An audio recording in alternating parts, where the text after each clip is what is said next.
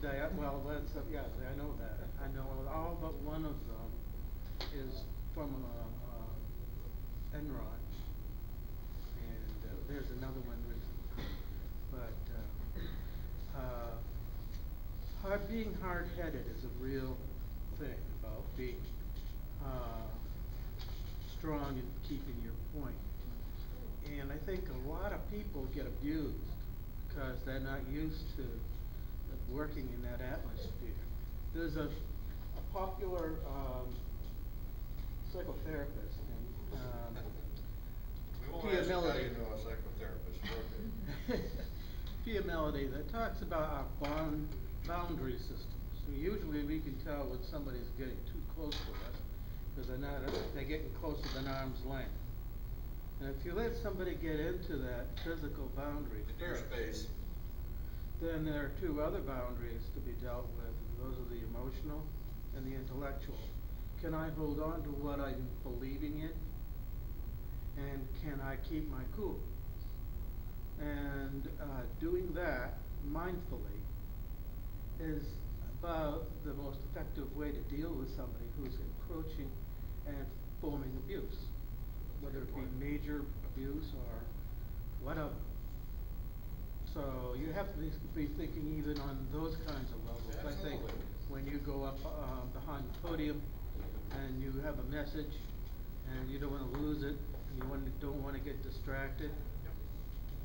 I believe very much that this is a PR issue, and I think at this point we're losing the PR battle. Yeah. That's part of That's got me my worried. message here is that we need to be, one of the reasons we're losing the PR battle is because we're not focused on our own message. The people I met with today here, we did a little study to say, okay, if each one of you has a simple, succinct position to say about wind energy, what is it? And so, out of 20 people from Maine here, there were 20 answers effectively. That's not good. That's not people that are on the same wavelength. A lot of the answers made sense. That's not the point.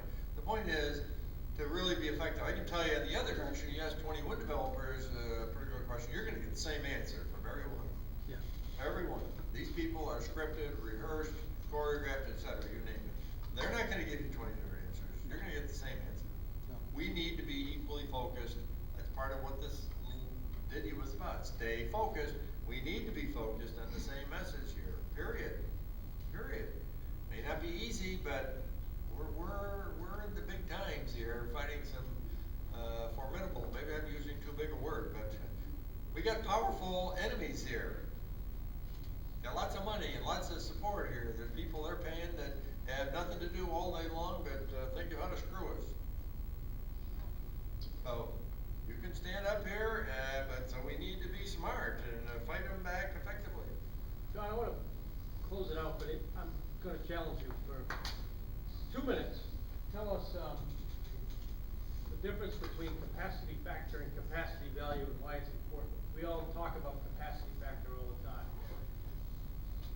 Well, capacity factor really is to say, okay, if I have let's say a nuclear facility that's a 1 gigawatt facility, how much of that 1 gigawatt, on a per hour basis here is available? How many gigawatt hours? Multiply 365 days times hours, all that kind of stuff. So there'll be a certain amount of gigawatt hour power available. So the question is, how much of that do I get at the end of the year? Over a year's time, if there's whatever it is, I have to multiply that. 1,000 gigawatt hours of power, whatever it is, just using a round number. Do I get all 1,000? Well, no, because there's things like shutdowns or whatever.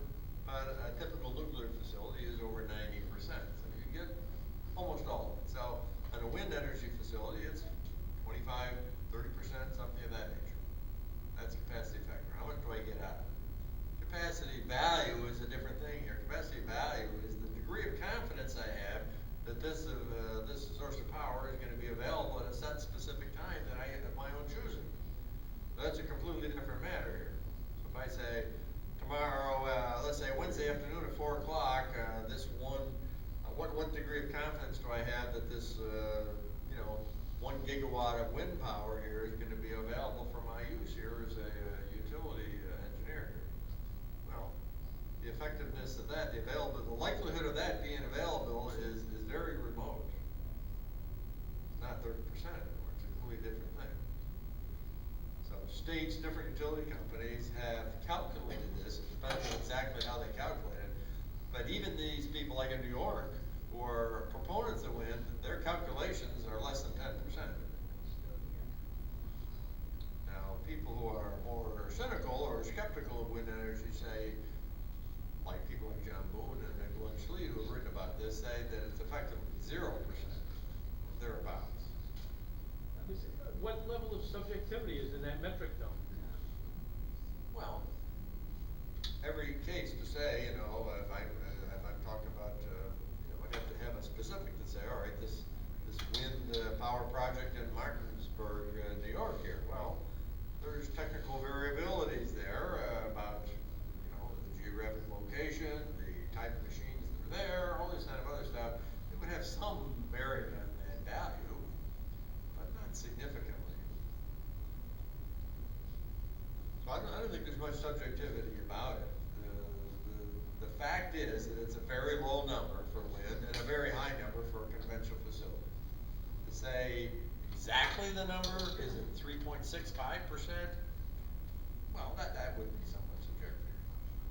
But it's less than 10%, a very low number for wind, very high number for light nuclear. Yes, sir? If you talk capacity factors of various plants, do you have any numbers for some natural gas plants, hydro plants, some other conventional plants? Well, You mentioned nuclear. Well, okay, those are all actually quite high. Quite substantially higher. Oh, substantially higher, yes. I mean, gas is typically 90+%. Hydro can be less because of natural variations, like low rain or something of that nature that could come into it that would be beyond the control. But they would be probably 85% or something typically. Well, if you was to go and use science into say put some sort of policy within a town frame and said, we'll not allow anything less than 70% capacity factor for engine, for electrical generators within the town borders. Is that a legitimate way to Well, that's an say, interesting. hey, hold up, we're using science here. Okay, that's a good It's point. nonsense to go and use something that's got this less capacity factor, that's something that's known to have. And that is a known, right? These are not guesses. That's right, they are known. That's a clever thought, a good thought here.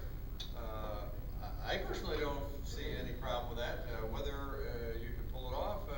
You're now getting into the area that some of these people may then throw out and say, well, there's other issues besides that are important, like, I don't know, a coal facility would meet that, but coal has other downsides like miners dying from lung disease here. So how do we take that into account if all we look at is the percentages?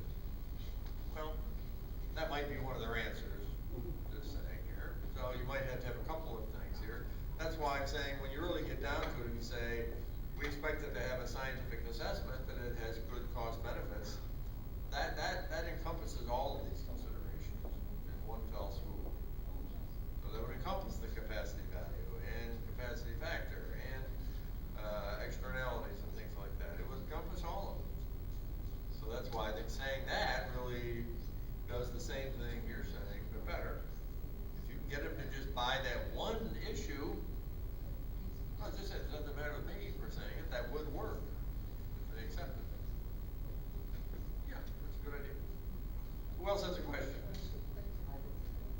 Tired of them? Good, thank you. Okay, thank you again for your attention, and I have an email, you can send me an email if you remember something afterwards. Good enough, thank you.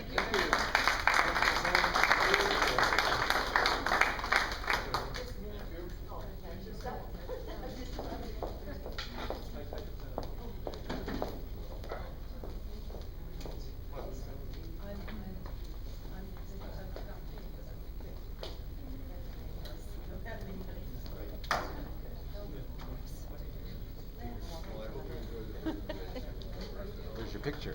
I know you're. We have that same picture. Oh, you do? We got married Did on that you mountain. really? Oh, what time of year? October. And October.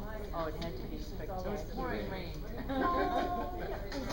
Is there a park? What's at the mountain? It was, we were in a lean-to for Appalachian Trail. Yeah, so the Appalachian Lean-to, Trail. right on the, it's kind of in a cold between two of the peaks. Oh, how gorgeous. We hiked it last year. Oh, did you really? Oh, how fun. So, how long is the hike?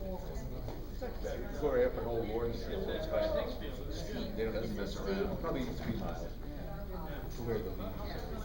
They take it steep. And that's why I talked about this one woman here.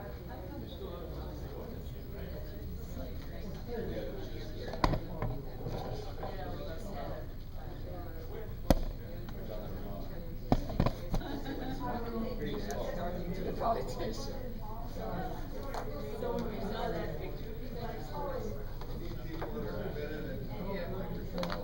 give up.